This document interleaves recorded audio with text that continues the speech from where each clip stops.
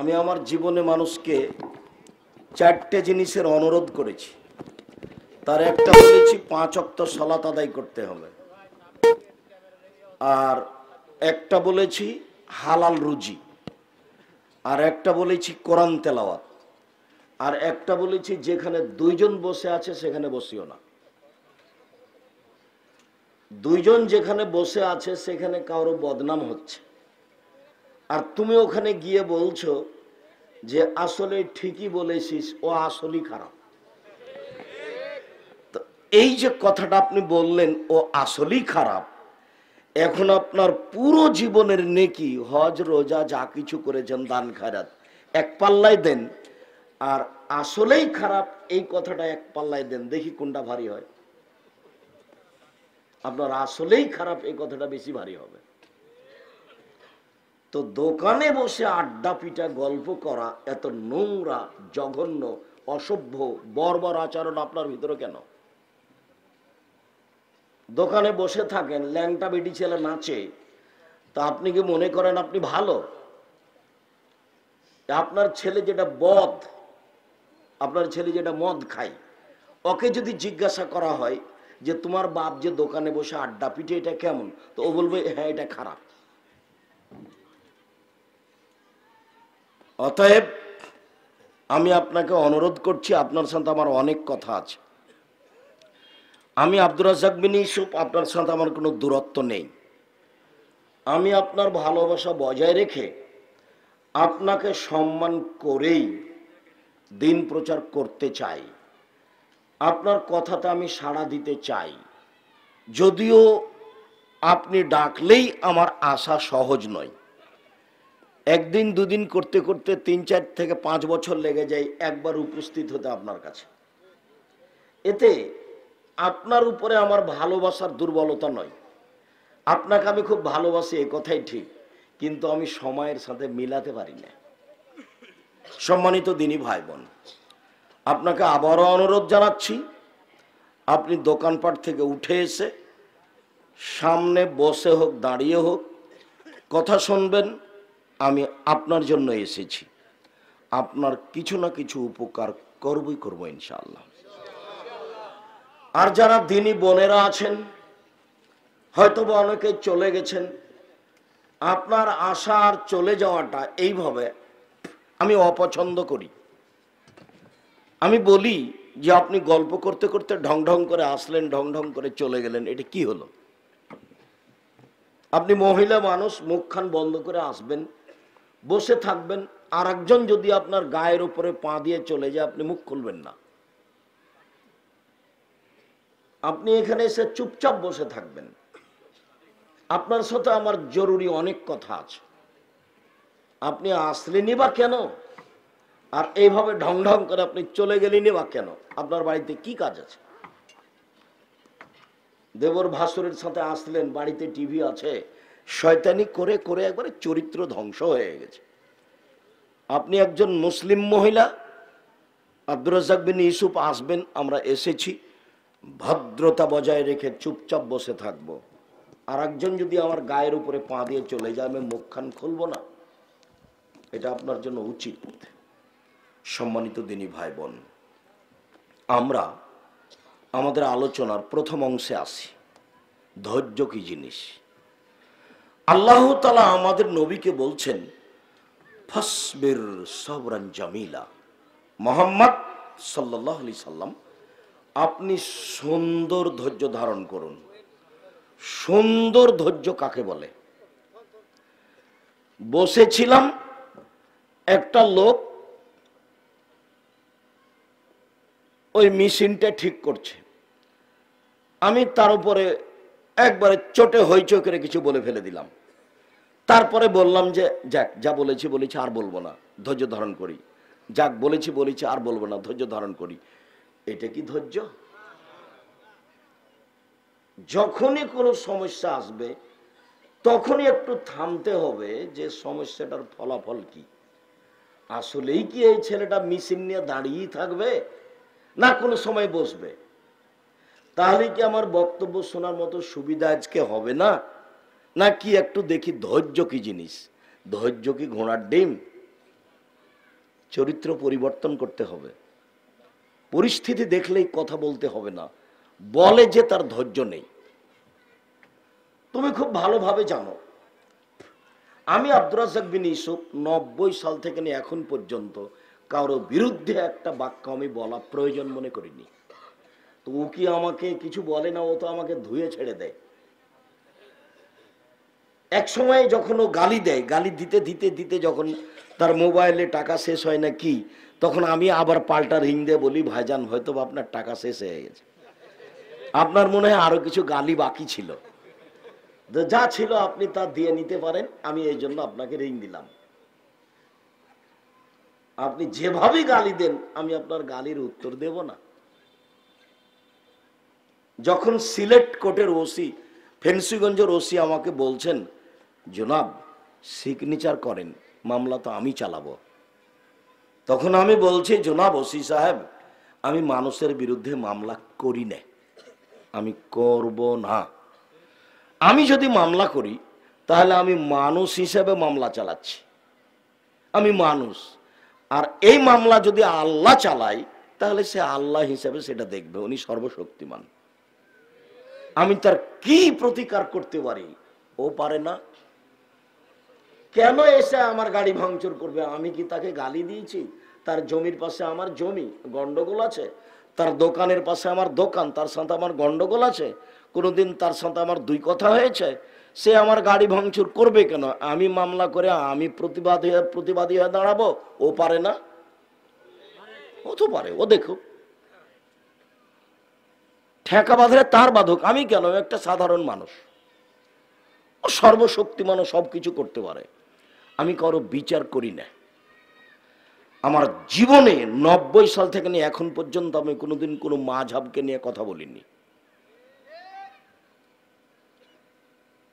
আমাকে যখন কেউ চাপ দিয়ে জিজ্ঞাসা করেছে যে মাযহাব মানা যাবে, তখন আমি বলেছি যে ইমাম আবু হানিফা রাহিমাহুল্লাহকে বিচারের মাঠে যদি আল্লাহ বলেন, আচ্ছা ইমাম আবু হানিফা, তুমি কি মানুষকে বলেছিলে যে আমাকে মেনে চলো?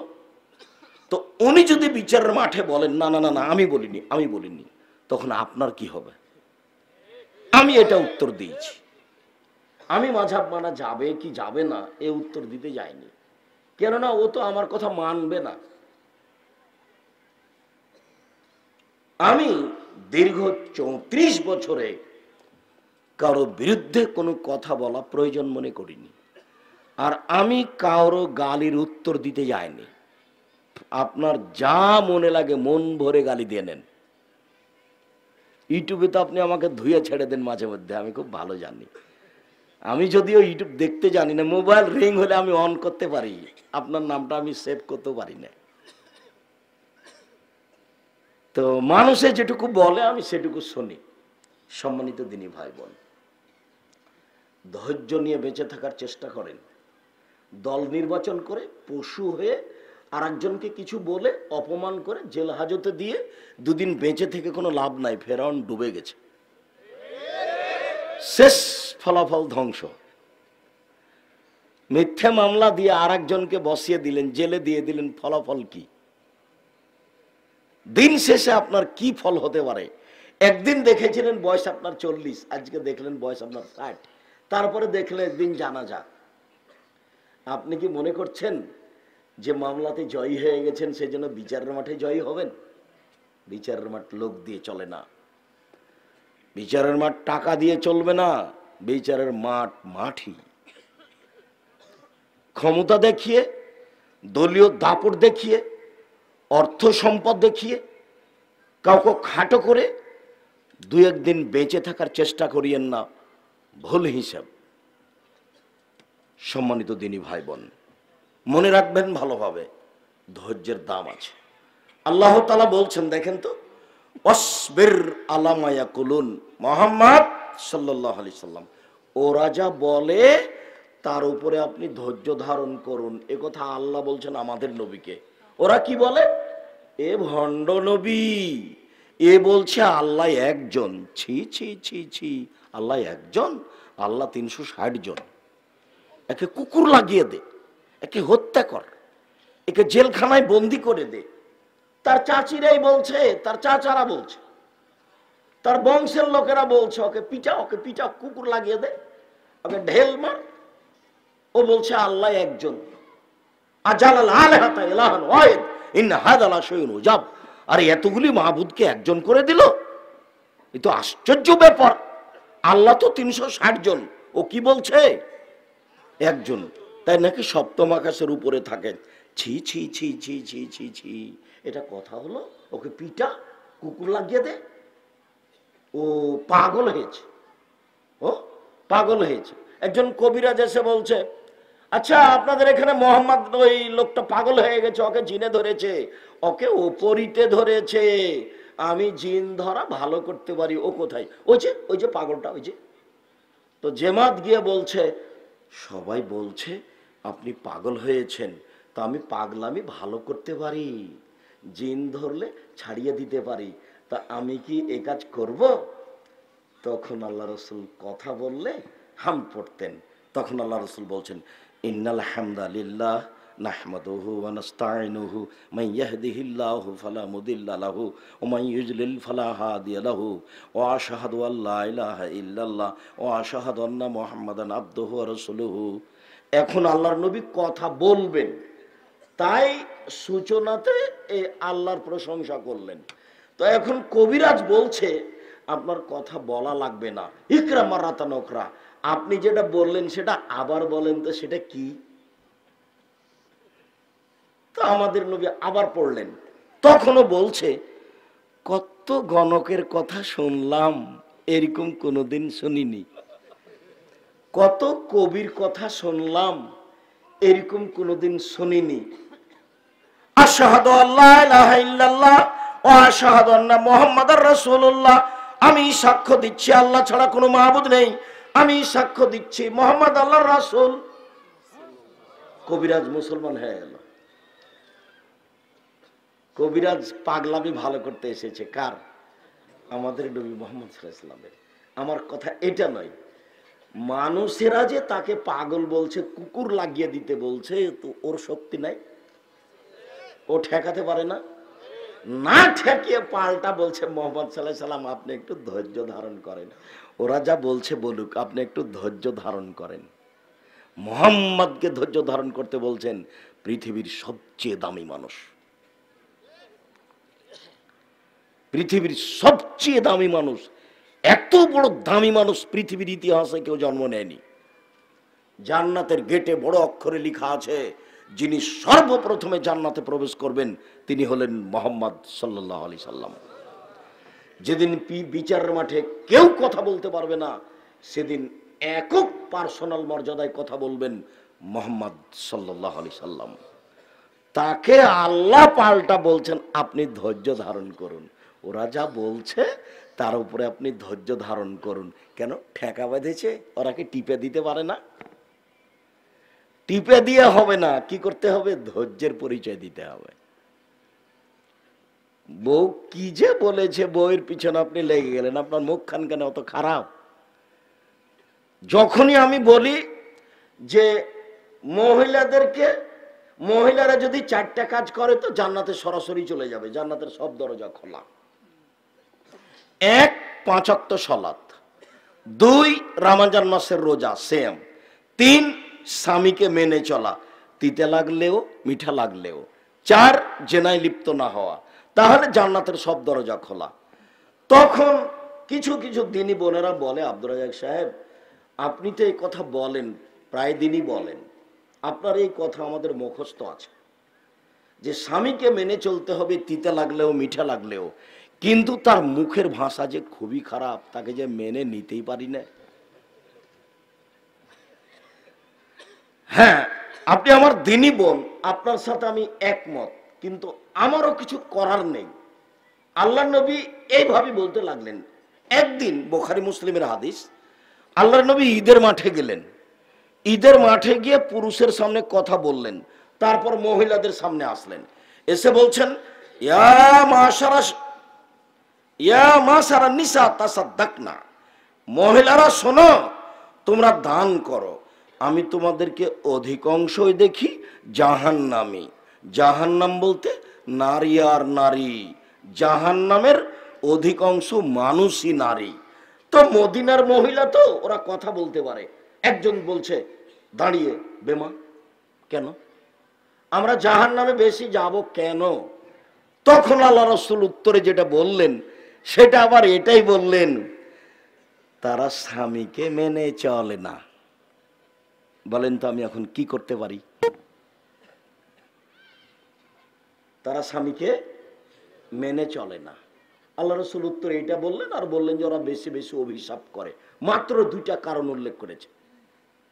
যখন মহিলা বললেন আমরা জাহান্নামে বেশি যাব কেন, আল্লাহ রাসূল উত্তর দুইটা দিলেন। এক, ওরা বেশি বেশি অভিশাপ করে মানুষের উপরে।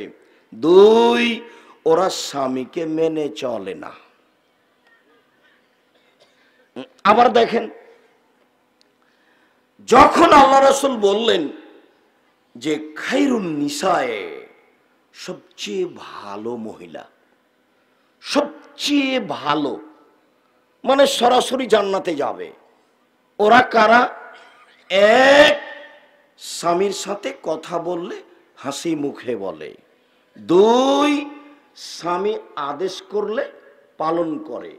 তিন, স্বামী বাড়িতে না থাকলে নিজেকে হেফাজতে কন্ট্রোলে রাখে, কারো সাথে গল্প করে না, দেবর ভাসুরের সাথে গল্প করে না, কারো সাথে মোবাইলে প্রেমের গল্পে জড়িয়ে পড়ে না। এই তিনটা গুণ যার আছে সে হলো সবচেয়ে ভালো নারী। তার তো একটা হলো স্বামীকে মেনে চলা। এক, স্বামীর সাথে কথা বললে হাসি মুখে বলে। দুই, স্বামী আদেশ করলে মেনে চলে। তিন, স্বামী বাড়িতে না থাকলে নিজেকে হেফাজতে রাখে। এ হলো সবচেয়ে ভালো নারী। তো স্বামীকে মানা তো থাকলোই। আবার দেখেন, রাসূল সাল্লাল্লাহু আলাইহি সাল্লাম একদিন বলছেন, নবী ফিল জান্নাহ, নবীগণ জান্নাতে যাবেন, শহীদেরা জান্নাতে যাবে, সত্যবাদীরা জান্নাতে যাবে, মহিলারা জান্নাতে যাবে। এই কথা বলে থামলেন না, মহিলাদের ব্যাপারে বলতে লাগলেন। হ্যাঁ, ওই সব মহিলা জান্নাতে যাবে যারা স্বামী কোনো সময় রাগ করলে হাত ধরে বলে, যতক্ষণ পর্যন্ত আপনি খুশি না হবেন ততক্ষণ পর্যন্ত আমি কোনো কিছুই খাবো না। এ হলো জান্নাতি নারী।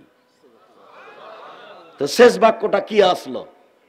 স্বামীকে মেনে চলা। আমি কি করতে পারি? আমি আপনার সাথে আছি, আমি আপনার দিনী ভাই, আপনি আমার দিনী বোন, আপনাকে আমি অনেক ভালোবাসি, আপনি পরকাল লাভ করেন, কিন্তু আপনার স্বামীর মুখ খারাপ, তিতা লাগলেও মিঠা লাগলেও এই স্বামীকে মেনে চলতে হবে, অন্যথায় খোলা তালাক দিয়ে সরে দাঁড়াতে হবে। মাস মাস কথা বলবেন না, সপ্তাহ সপ্তাহ কথা বলবেন না, মন ভারী করে থাকবেন। আর মেয়েকে বলবেন তোর বাপকে পানি দিয়ে আই, বৌমাকে বলবেন তোমার শ্বশুরকে খাবার দিয়ে এসো। আর কেউ যদি না থাকে চলে যাবে। এটা কি হবে? এটা হবে না। আপনাকে স্বামীকে মেনেই চলতে হবে। আপনি আমার দিনী বোন, দেখেন কথাগুলি কিন্তু আমার নয়, কথাগুলি সব মুহাম্মদ সাল্লাল্লাহু আলাইহি সাল্লামের। স্বামীকে মেনে চললে আপনি শান্তি পাবেন। আমি আপনাকে দু একটা পরামর্শ দিই, দুইটা কাজ করবেন জীবনে। এক, কোন সময় অভিমান করবেন না। অভিমান কি জিনিস শোনো, এই রোজাতে তুমি আমাকে একটা শাড়ি কিনে দিও, এটার নাম হলো অভিমান। শোনো, রোজা শেষ হলে আমাকে একটু আমার বাপের বাড়ি যেতে দিও, এর নাম হলো অভিমান। অভিমান যদি দু একটা পূর্ণ না হয় তখন শয়তান আপনাকে বলবে দেখলি তোর স্বামী তোর কথা মানে না, দেখলি তোর স্বামী তোর কথা মানে না। তখন আপনি এক পর্যায়ে বলবেন হ্যাঁ তুমি তো আমার কোনো কথাই মানো না। এই শয়তান বলতে পাবে এগুলো কথা, আপনাকে বেকায়দায় ফেলতে পাবে, যার জন্য আপনি কোনো সময় অভিমান করবেন না। যাহাই বলিবেন তাহাই করিব, আপনার পায়ের নিচে থেকে নিজেকে বিলিয়ে দিতে চাই, আমার কোনো প্রকার আপত্তি থাকিবে না।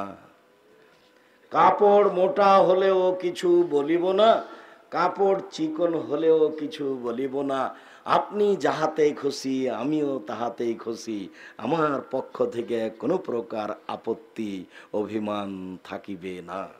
তখন দেখবেন সংসার কি হচ্ছে, সুন্দর হচ্ছে, শয়তানের কোনো কাজ পায় না, শয়তানের কোনো কাজ পায় না। আর একটা, প্রতিবাদ করবেন না। হ্যাঁ তুমি আমার মাকে গালি দিলে কেন, হ্যাঁ তুমি তুমি এটা করলে কেন, এর নাম প্রতিবাদ। প্রতিবাদ করলেই শয়তান সুযোগ পাবে। দেখ এই যে তোকে মানলো না, এই যে তোর মাকে গালি দিল, এই যে তোর বোনকে গালি দিল, এই যে এই কথা বললো, শয়তান আপনাকে খালি খেপিয়ে তুলবে। আর আপনি যখন প্রতিবাদ করবেন তখন ওয়ে খেপে যাবে, ওয়ে খেপে গিয়ে বলবে এই বাড়াবাড়ি করিস না, তোকে তালাক দিয়ে দেবো, তো তুই দে, তুই তালাক দে, তো যা 1 2 3 যা, চল যা, 3 তালাক হয়ে গেছে। এখন এখন বলছে যে হুজুর বলছে যে 1 রাতের জন্য বিবাহ দিতে হবে, নাও এবার। এখন বাঁচার পথ পেলে আব্দুর রাজ্জাক সাহেব যাও, তো বলছে মিথ্যে কথা বলে, নাউজুবিল্লাহ মিন যালিক। আমি জীবনে কোনোদিন মিথ্যে কথা বলিনি। আল্লাহ নবী 3 তালাকে 1 তালাকই বলেছেন। আমি বলছি আপনার সংসার বহাল আছে, বউ আপনি নিয়ে চলতে পারেন, 90 দিনের মধ্যে বউ ফেরত নিলে কোনো সমস্যা নেই, 90 দিন পার হয়ে গেলে আবার বিবাহ পড়াতে হবে। অন্যের সাথে আব্দুর রাজ্জাক সাহেব, না না না না না, আপনার সাথেই। তো শয়তানকে সুযোগ দিয়েন না। আপনি আমার দিনী বোন, আপনার সাথে আবার কথার ফাঁকে ফিরে গেলাম, মুখ খুলবেন না। এসেছেন একটা দিনী বৈঠক, একবারে চুপচাপ থাকবেন। আরেকজন গায়ের উপর দিয়ে চলে গেলে আপনি মুখ খুলবেন না। সম্মানিত দিনী বোন, 4টা কাজ করলে জান্নাতের সব দরজা খোলা। 1 5 ওয়াক্ত সালাত যে কোনো মূল্যে, 2 রমজানের রোজা যেটা আসছে, 3 স্বামীকে মেনে চলা, তিতা লাগলেও মিঠা লাগলেও। যেহেতু আপনি এর সাথে চলতে চাচ্ছেন, তো আপনি ওর তিতা মিঠা হিসাব না করে মেনে চলেন। 4 জেনায় লিপ্ত হয়েন না, হয়ে গেলে তোবা করেন, আল্লাহ মাফ করে দিবেন, জান্নাতের সব দরজা খোলা, যেটা দিয়ে ইচ্ছে যেতে পারবেন। সম্মানিত দিনী বোন, আপনার সাথে আমার একটা আফসোস দুঃখজনক কথা আছে। সেটা হলো এই, আল্লাহর নবী আফসোস করে বলেছেন, পৃথিবীর মানুষ শুনে রেখো, আমার উম্মত ইহুদি খ্রিস্টানদের সাথে মিশে যাবে চাল চলনে, পোশাক আশাকে, কৃষ্টি কালচারে। ডান হাতের বিঘত যেমন বাম হাতের সমান, এটা যেমন সমান সমান, আমার উম্মত ইহুদি খ্রিস্টানদের সাথে মিশে যাবে তেমন সমান সমান। আবার বলছেন, পৃথিবীর মানুষ শুনে রেখো, ডান পায়ের জুতা যেমন বাম পায়ের সমান, বাম পায়ের জুতা যেমন ডান পায়ের সমান, এই দুইটা যেমন সমান সমান, আমার উম্মাত চাল চলনে, পোশাক আশাকে, কৃষ্টি কালচারে তাদের সাথে মিলে যাবে তেমন সমান সমান। এইবার ভাষাগত নিচে নামতে লাগলেন কঠিন ভাবে, বলতে বলতে বলছেন, পৃথিবীর মানুষ শুনে রেখো, ইহুদি খ্রিস্টান যদি মায়ের সাথে জেনা করে থাকে, তো আমার উম্মাত তাদের সাথে মিল দিতে গিয়ে মায়ের সাথে জেনা করবে। এবার আমি তোমাকে দেখাই, এই যে তোমার মাথার চুল উপরে বড় আছে, চতুর্দিক চাঁচা আছে, এটা হলো খ্রিস্টান ইহুদিদের নীতি। ওই যে খেলোয়াড়ের, তোমার মাথায় এভাবে তোমাকে কে চুল ছাড়তে বললো? আমি তো বলিনি, আমি তো বাধা দিয়ে আসছি। তোমার বাপ দেখতে পায় না, তোমার বাপ তো একটা কাপুরুষ, তুমি ওকে বাপ বলি না, ওকে বলবা চাচা, ওটা তোমার সৎ বাপ। জন্ম দিতে পারলে বাপ হওয়া যায় না, 30-34 বছর থেকে বলছি, জন্ম দিতে পারলে বাপ হওয়া যায় না, নীতির নাম বাপ। জন্ম দিতে পারলে বাপ হওয়া যায় না, এই কথা ঠিক নয়। বাপ হতে হলে তাকে, ছেলেকে লালন পালন করতে হবে, নিজে উপার্জন করে লালন পালন করতে হবে। বাপের জমিদারি দিয়ে ছেলের শিষ্টাচার, কৃষ্টি কালচার, বিদ্যা বুদ্ধি দিতে হবে বাপকে। যদি না পারে দিন মজুরি করে ছেলে মেয়েকে কৃষ্টি কালচার, নিয়ম কানুন, বিদ্যা শিখিয়ে দিবে। যদি না পারে বাপ ভিক্ষা করে ছেলে মেয়েকে পড়াবে, ছেলে ভিক্ষা করতে পাবে না। জন্ম দিয়েছে ওর একটা জিম্মেদারি। মেয়ে জন্ম দিলে সহজ ছিল জান্নাত, ছেলে জন্ম দিয়েছে, পয়সা লাভ নাই, ছেলে মানুষ করে কিন্তু তাকে পড়াতেই হবে। দিন মজুরি করে পড়াবে, ভিক্ষা করে পড়াবে। মেয়ে যদি 3টা লালন পালন করত তাহলে তো মধ্যে থাকতো মেয়ে, আর ওইদিকে থাকতো জাহান্নাম, আর এদিকে থাকতো বাপ। মেয়েরা বলতো আল্লাহকে আগে আমার বাপকে জান্নাতে দেন, তারপরে কোনো কথা। কোনো কথাই নেই, আমার বাপকে আগে জান্নাতে দিতে হবে, তারপরে কোনো কথা। এই যে দাঁড়ালাম, দেন দেখি আমার বাপকে জাহান্নামে। ওদিকে জাহান্নাম আছে আর এদিকে ওর বাপ আছে, এর মধ্যে কে আছে? মেয়েরা আছে। আমি বলিনি এই কথা, আল্লাহ রাসূল বলেছেন এই কথা, হাদিস বুখারী মুসলিম। আর 3টে যদি তোমার মেয়ে হয় তাহলে তুমি বউকে তালাক দিবা, তো তোর 3টা বেটি তোকে রাখবো না, তোকে তালাক দিয়ে দেবো। আর দাদি আর নানিরা বলছে কি করবি রে, তোর যে 3টে বেটি, বউ নয় বাদ দে, এই বউ নয় বাদ দে। তো আর ছেলে নিস নে, আবার যদি বেটি হয়, মানে বুদ্ধিবিদ্যা তোর কারণে সবারই পশু প্রাণীর মতো জীবন, গরু ছাগলের মতো। বুঝেও বুঝে না ওরা, অন্তর আছে বুঝে না, দেখেও দেখে না ওরা, চক্ষু আছে দেখে না, শোনেও শোনে না ওরা, কান আছে শোনে না। উলাইকা কালানাম, তারা পশু প্রাণীর মতো, তারা গরু ছাগলের মতো, তারা কুকুর শ্রীগালের মতো, বালু মাজাল বরং তার চেয়ে খারাপ। এ কথা আল্লাহ বলছে। মানুষ পশু প্রাণীর মতো, গরু ছাগলের মতো খাচ্ছে, হাঁকছে, দিন কাটাচ্ছে, কোনো হিসাব নাই, কোনো বিবেচনা নেই। অবাক কথা, আপনার ছেলের গেঞ্জিটাতে 47 লেখা আছে, এই গেঞ্জি কেন? আপনার ছেলের গেঞ্জিটাতে 10 লেখা আছে, এই গেঞ্জিটা আপনার ছেলের গায়ে কেন? আমি আব্দুর রাজ্জাক বিন ইউসুফ, এই গেঞ্জিটা আমার কাছে আসে যদি, ওকে আমি টয়লেট পেপার হিসেবে ব্যবহার করব না? ওকে যদি পায় তো আগে থুথু দিব গেঞ্জিটাতে, দিয়ে পা দিয়ে ড্রেনে ফেলে দেবো নিচে, ওকে আমি হাতও দেবো না। সেটা আপনার ছেলের গায়ে। আপনি বাপ, এ কথা কে বলেছে? আপনি একজন কাপুরুষ, আপনার বিবাহ করা ঠিক হয়নি। আল্লাহ রাসূল বলছেন বিবাহ করলে 3টে জিনিস লাগে। ক্ষমতা, ক্ষমতা মানে মোহর, ক্ষমতা মানে কন্ট্রোল, ক্ষমতা, ক্ষমতা মানে শারীরিক ক্ষমতা। 3টে জিনিস লাগে বউ পালন করতে। 1 টাকা, 2 শারীরিক ক্ষমতা, 3 কন্ট্রোল ক্ষমতা। 3টে জিনিস দিয়ে বউ লালন পালন করতে হয়। চোখ যেভাবে ঘুরে বউ সেভাবে চলে, তার নাম ক্ষমতা। চোখ যেভাবে ঘুরে বউ সেভাবে চলে, তার নাম ক্ষমতা। বউ লালন পালন করার জন্য 3টে জিনিস লাগে। 1 টাকা, 2 শারীরিক ক্ষমতা, 3 কন্ট্রোল ক্ষমতা। সবটির সমন্বয়ে ক্ষমতা যদি না থাকে তো আল্লাহ রাসূল বলছেন তুমি রোজা থাকো, তুমি রোজা থাকো, তুমি রোজা থেকে থেকে যৌবন ধ্বংস করে দাও, তুমি বিবাহ করিও না। হাদিস বুখারী মুসলিম। আমি জবাব দিব? আমি কেন জবাব দিব? আপনার মেয়ে এখন এখানে বসে আছে, ওই একটা পায়জামা পরে আছে, স্কিন পায়জামা, যে পায়জামা পরলে শরীরের অঙ্গ প্রত্যঙ্গ তো বোঝা যায়, লজ্জা স্থানও বোঝা যায়। জবাব আমি দিব? আপনি দিন। কেন পায়জামা পরে আছে? আমার প্রতিষ্ঠানে যদি আপনার মেয়ে পড়তো আর এই পায়জামা যদি পরে ঢুকতো, তাহলে তাকে ঘরে পাঠিয়ে প্রধান শিক্ষিকা পায়জামা পরিবর্তন করে তার সামনে আগুন জ্বালিয়ে দিয়ে দেখাতো তাকে। আপনার মেয়ে পরে আছে স্কিন পায়জামা এখন, আর আরেকটা পায়জামা পরে আপনার মেয়ে মাঝে মধ্যে, যেটাতে আর একজন মানুষ ঢুকবে। ওটা পরে যখন রিক্সায় উঠে তখন হাঁটু পর্যন্ত দেখা যায়। তো তাহলে কি বাপ বেটি পশু প্রাণী? বুঝেও বুঝে না ওরা, অন্তর আছে বুঝে না, দেখেও দেখে না ওরা, চক্ষু আছে দেখে না, দেখা দরকার। শোনেও শোনে না ওরা, কান আছে শোনে না, শোনা দরকার।